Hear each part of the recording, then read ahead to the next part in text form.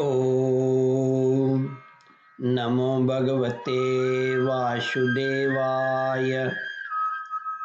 श्रद्धालु भक्तों, श्रीमद् भागवत महापुराण के नवम स्कंद के 20वां अध्याय के अंतर्गत पुरु के वंश, राजा दुष्यंत और भरत के चरित्र का वर्णन, इसका प्रस्तुतिकरण करूंगा।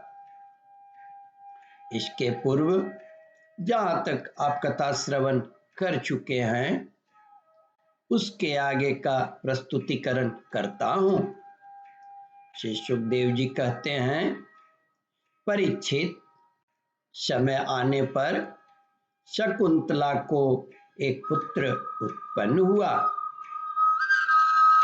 महर्षि कनौ ने वन में ही राजकुमार के जात कर्म आदि संस्कार विधि पूर्वक संपन्न किए। वह बालक बचपन में ही इतना बलवान था कि बड़े बड़े सिंहों को बलपूर्वक बांध लाता और उनसे खेला करता। वह बालक भगवान का अंशावतार था। उसका बल विक्रम अपरिमित था। उसे अपने साथ लेकर रमणी रत्न शकुंतला अपने पति के पास गई।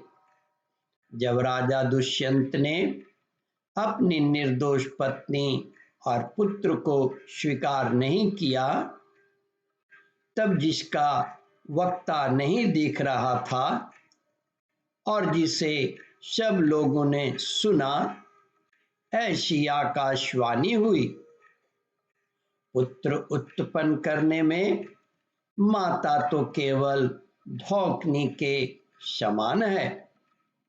वास्तव में पुत्र पिता का ही है, क्योंकि पिता ही पुत्र के रूप में उत्पन्न होता है।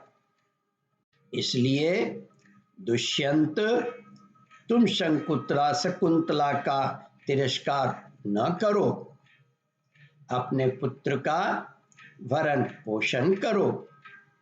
राजन, वंश की वृद्धि करने वाला पुत्र अपने पिता को नरक से उबार लेता है। शकुंतला का कहना बिल्कुल ठीक है। इस गर्भ को धारण करने वाले तुम ही हो। श्री सुखदेव जी कहते हैं, परीक्षित, पिता दुष्यंत की मृत्यु हो जाने के बाद वह परम यशस्वी बालक चक्रवर्ती सम्राट हुआ। उसका जन्म भगवान के अंश से हुआ था। आज भी पृथ्वी पर उसकी महिमा गान किया जाता है। उसके दाहिने हाथ में चक्र का चिन्ह था और पैरों में कमल कोश का। महाभिषेक की विधि से राजाधिराज के पद पर उसका अभिषेक हुआ। भरत बड़ा शक्तिशाली राजा था। भरत ने ममता के पुत्र धृतमा मुनि को पुरोहित बनाकर गंगा तट पर गंगा सागर से लेकर गंगोत्री पर्यंत 55 पवित्र अश्वमेघ यज्ञ किए। और इसी प्रकार यमुना तट पर भी प्रयाग से लेकर यमुनोत्री तक उन्होंने 78 अश्वमेघ यज्ञ किए। इन सभी यज्ञों में उन्होंने अपार धनराशि का दान किया था। दुष्यंत कुमार भरत का यज्ञ अग्नि स्थापना बड़े ही उत्तम गुण वाले स्थान में किया गया था। उस स्थान में भरत ने इतनी गौएं दान दी, इतने गौएं दान दी थी कि 1000 ब्राह्मणों में प्रत्येक ब्राह्मण को एक बद्ध में 1384 संख्या होता है। प्रत्येक ब्राह्मण को एक बद्ध गौएं मिली थी।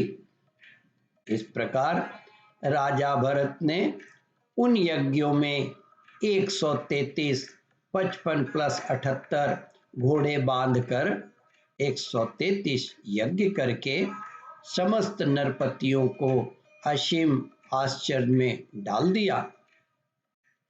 इन यज्ञों के द्वारा इस लोक में तो राजा भरत को परम यश मिला ही, अंत में उन्होंने माया पर भी विजय प्राप्त की और देवताओं के परम गुरु भगवान श्री हरि को प्राप्त कर लिया। यज्ञ में एक कर्म होता है मशनार, उसमें भरत ने सुवर्ण से विभूषित श्वेत दांतों वाले तथा काले रंग के 14 लाख हाथी दान किए। भरत ने जो महान कर्म किया वह न तो पहले कोई राजा कर सका था और न आगे ही कोई कर सकेगा। यह कभी कोई क्या कभी कोई हाथ से स्वर्ग को छू सकता है? ओम परमात्मने नमः। श्रद्धालु भक्तों, इस कथा को ध्यान पूर्वक श्रवण मनन और इसका चिंतन करें। इस कथामृत का रसास्वादन अपने बंधु बांधवों को भी करावे। इस वीडियो को शेयर और सब्सक्राइब करें। ओम परमात्मने नमः।